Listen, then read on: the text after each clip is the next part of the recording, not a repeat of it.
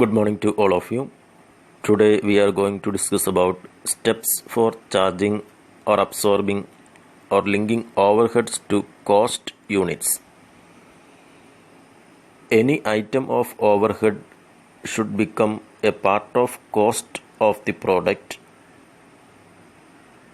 For the purpose, overhead costs are to be linked to the cost unit. The following is the procedure for linking overheads to cost unit. Collection of overheads, classification of overheads, allocation and apportionment of overheads, reapportionment of overheads, absorption of overheads to products or cost units.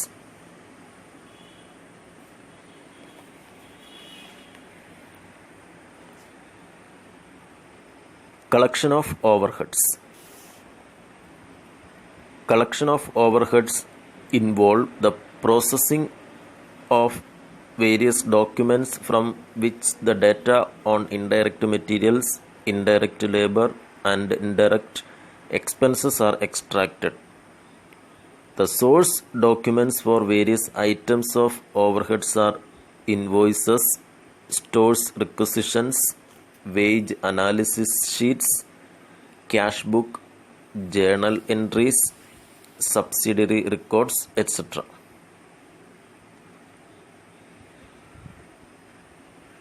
Classification of overheads. There are different methods of classifying or grouping of overheads.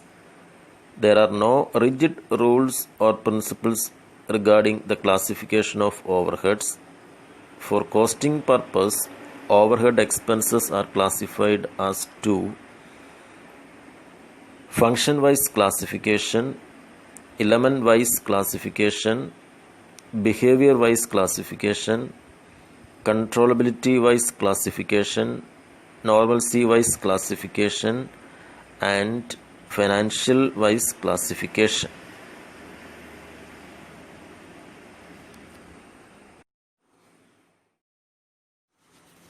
Function-wise classification. Based on the major functions of the business, overheads are classified into production or works overheads, administrative or office overheads, and selling and distribution overheads. Production or works overhead.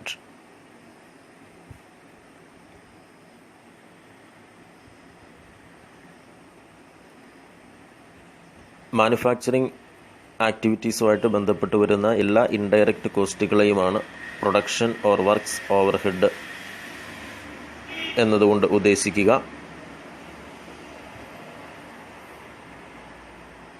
Salary of ഫോർമാൻ, അതൊരു production ഓവർഹെഡാണ്. ഫോർമാന് കൊടുക്കുന്ന salary, അത് ഏതൊക്കെ വർക്കുകൾക്ക് വേണ്ടിയിട്ടാണ് എന്നുള്ളത് കൃത്യമായിട്ട് നമുക്ക് identify ചെയ്യാൻ പറ്റില്ല. ആയതിനാൽ അതിലൊരു ഇൻഡയറക്റ്റ് കോസ്റ്റാണ്. മാനുഫാക്ചറിങ് ആക്ടിവിറ്റിയുമായിട്ട് ബന്ധപ്പെട്ട് വരുന്ന ഒരു ഇൻഡയറക്റ്റ് കോസ്റ്റാണ്. അങ്ങനെ വരുന്ന എല്ലാ ഇൻഡയറക്റ്റ് കോസ്റ്റുകളെയുമാണ് പ്രൊഡക്ഷൻ ഓർ വർക്ക്സ് ഓവർഹെഡ്സ് എന്ന കാറ്റഗറിയിൽ ഉൾപ്പെടുത്തുക. Production overhead consists of all indirect costs associated with manufacturing activities. The following are some of the indirect expenses incurred in the manufacturing division: factory rent, rates, lighting and heating, depreciation, repairs, insurance, etc., consumable stores, small tools, etc., salary of foreman, timekeeper, works manager, etc., wages of indirect workers, watchman, etc.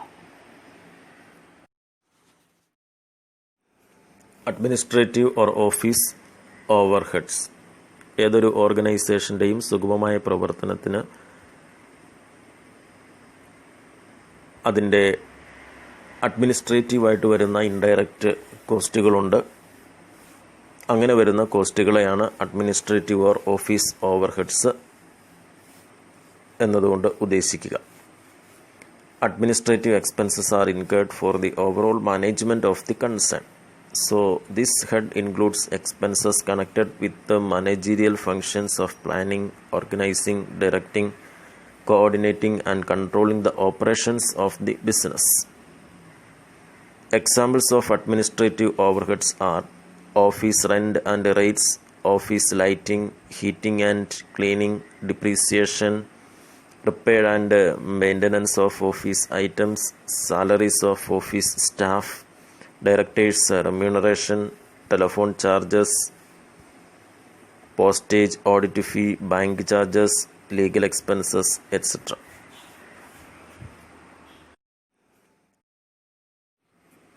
Selling and distribution overheads. Selling costs are those indirect costs associated with marketing and selling of products and services. Selling cost is defined as that portion of marketing cost which is incurred in securing orders. Some examples of selling cost are salaries, traveling expenses and commission of sales staff, sales office expenses, brokerage and third-party commissions, advertisement and showroom expenses, market research expenses, etc. Distribution overhead is that portion of marketing cost which is incurred in warehousing saleable products and in delivering products to consumers. It includes all expenses incurred from the time the product is completed in the factory until it reaches its consumers. In gas, electricity and water supply companies, distribution means pipes, mains and other related services rendered to consumers.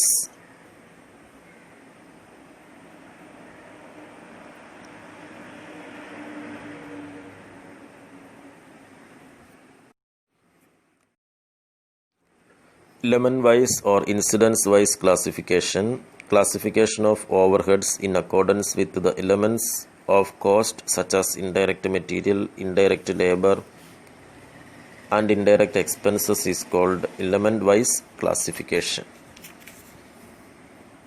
Indirect materials are those materials which cannot be identified to a specific product. In wooden furniture manufacturing, the cost of nails used, the cost of polish, the cost of gum, etc. are indirect materials. Indirect labor is that labor which cannot be identified to a specific product. In wooden furniture manufacturing, the payment to supervisor, helper, security staff, etc. are indirect labor. Indirect expenses are those items of expenses which cannot be identified to a product. Rent of the factory, lighting of the factory, depreciation of machineries, etc. are examples. Behavior-wise classification.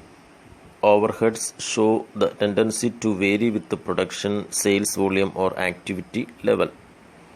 Classification of overheads according to variability or behavior is done for the purpose of cost control and decision making. Based on behavior, overheads can be classified into fixed overheads, variable overheads, and semi-variable overheads.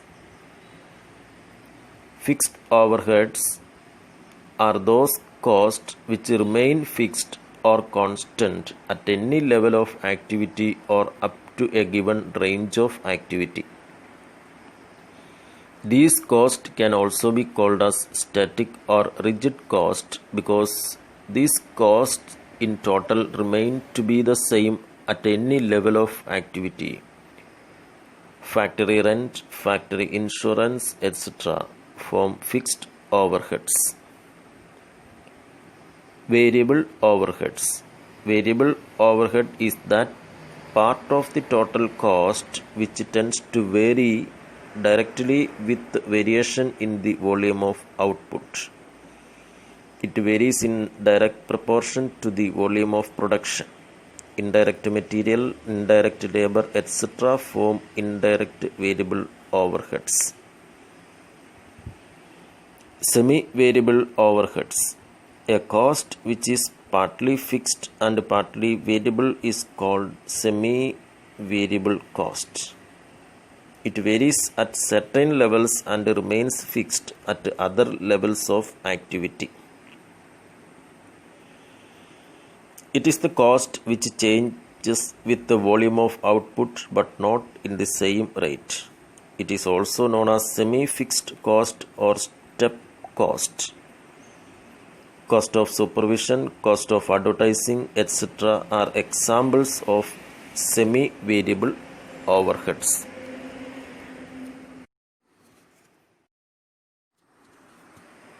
Methods of segregation of semi-variable overhead.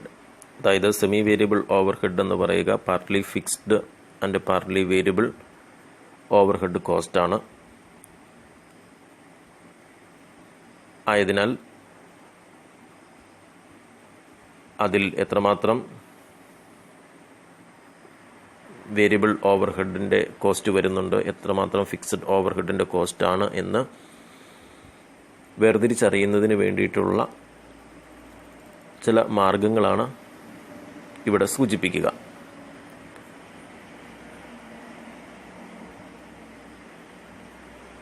First one, intelligent estimate of individual items.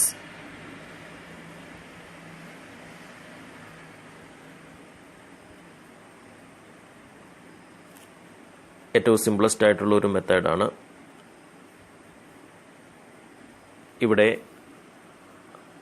ആ semi variable overhead കോസ്റ്റും അതിൻ്റെ various ലെവലിലുള്ള അതിൻ്റെ വോളിയത്തിൻ്റെ റിലേഷൻഷിപ്പും തമ്മിലുള്ള കാൽക്കുലേഷൻ്റെ അടിസ്ഥാനത്തിൽ ആ overhead കോസ്റ്റിനെ semi variable cost എന്നും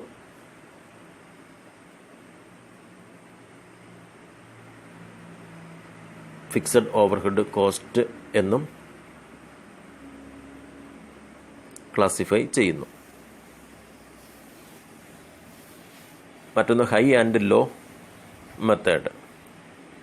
അപ്പോൾ അവിടെ പ്രധാനമായിട്ടും അതിനൊരു റേഞ്ച് മെത്തേഡ് എന്നുള്ള രീതിയിലാണ് സൂചിപ്പിക്കുക. അതായത് ആ പ്രൊഡക്ഷൻ പ്രോസസ്സിൽ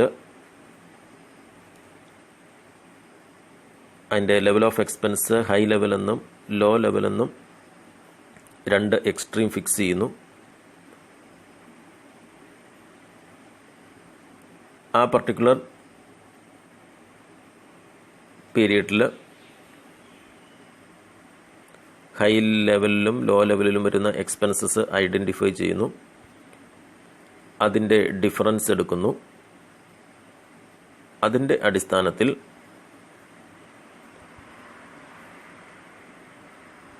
ഫിക്സഡ് ഓവർഹെഡും വേരിയബിൾ ഓവർഹെഡും ഐഡൻറ്റിഫൈ ചെയ്യുന്നതാണ് ഹൈ ആൻഡ് ലോ മെത്തേഡ് അല്ലെങ്കിൽ റേഞ്ച് മെത്തേഡ് എന്നതുകൊണ്ട് ഉദ്ദേശിക്കുക.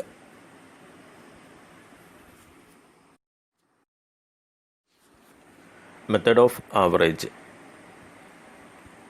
അതായത് ഏതെങ്കിലും രണ്ട് ഗ്രൂപ്പ് ഓഫ് ആക്ടിവിറ്റി എടുത്തിട്ട് അതിൻ്റെ ആവറേജ് എടുത്തിട്ട് അതിൻ്റെ അടിസ്ഥാനത്തിൽ സെമി വേരിയബിൾ ഓവർഹെഡിൽ എത്രമാത്രം ഫിക്സ്ഡ് ഉണ്ട്, എത്രമാത്രം വേരിയബിൾ കമ്പോണൻ്റ് ഉണ്ട് എന്ന് ഐഡൻറ്റിഫൈ ചെയ്യുന്ന രീതിയാണ് ഇത്. Analytical method. ഇവിടെയും സെമി വേരിയബിൾ ഓവർഹെഡിൽ ഡീറ്റെയിൽഡ് ആയിട്ടുള്ള സ്റ്റഡി നടത്തിയതിന് ശേഷം അതിലെത്ര പെർസെൻറ്റേജ് ഫിക്സ്ഡ് ആണ്, എത്ര പെർസെൻറ്റേജ് വേരിയബിൾ നേച്ചറിലുള്ളതാണ് എന്നുള്ളത് ഐഡൻറ്റിഫൈ ചെയ്യുന്നു എന്നുള്ളതാണ്. Scatter graph method. ഇവിടെ സെമി വേരിയബിൾ ഓവർഹെഡിൻ്റെ കോസ്റ്റിനെയും അതുപോലെ തന്നെ അതിൻ്റെ ഔട്ട്പുട്ടും തമ്മിലുള്ള റിലേഷൻഷിപ്പ് മെയിൻറ്റെയിൻ ചെയ്യുന്ന ഒരു ഗ്രാഫാണ് ഇവിടെ സൂചിപ്പിക്കുക. എക്സ് ആക്സിസിൽ ഔട്ട്പുട്ടും വൈ ആക്സിസിൽ അതിൻ്റെ സെമി വേരിയബിൾ ഓവർഹെഡുമാണ് സൂചിപ്പിക്കുക. അതിനുശേഷം അതിൻ്റെ ഐറ്റംസ് പ്ലോട്ട് ചെയ്യുക. അതിനുശേഷം അതിൻ്റെ കറസ്പോണ്ടിങ് ആയിട്ടുള്ള ലൈൻ വരയ്ക്കുക. അതൊരു സ്ട്രെയിറ്റ് ലൈൻ രൂപത്തിലാണെങ്കിൽ അതൊരു ഫിക്സഡ് കമ്പോണൻറ്റ്, സെമി വേരിയബിൾ കോസ്റ്റിന് ഫിക്സഡ് കമ്പോണൻറ്റും, അതുപോലെ തന്നെ ആ ലൈൻ വേരിയബിലിറ്റി ഉണ്ടെങ്കിൽ അത് ആ സെമി വേരിയബിൾ കോസ്റ്റിൻ്റെ വേരിയബിൾ കമ്പോണൻറ്റുമാണെന്ന് ഐഡൻറ്റിഫൈ ചെയ്യാവുന്നതുമാണ്.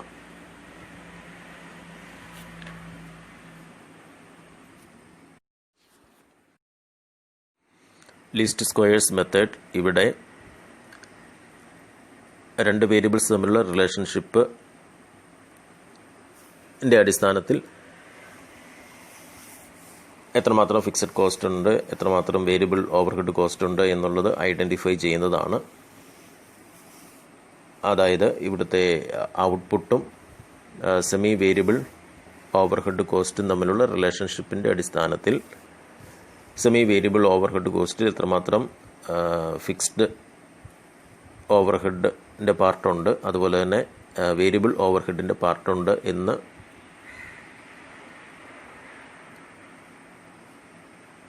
ലീനിയർ റിഗ്രഷൻ അല്ലെങ്കിൽ റിഗ്രഷൻ മെഷർ ഉപയോഗിച്ച് കണ്ടെത്തുന്നതിനെയാണ് ലീസ്റ്റ് സ്ക്വയേഴ്സ് മെത്തേഡ് എന്ന് പറയുക.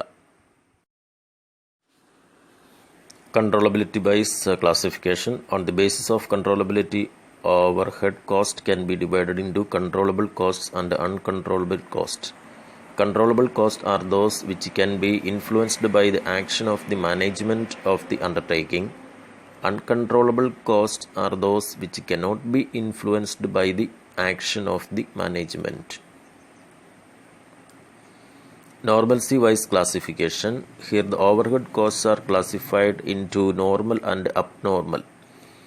Normal overhead is usual and expected one. Abnormal overhead is one which is unexpected and accidental.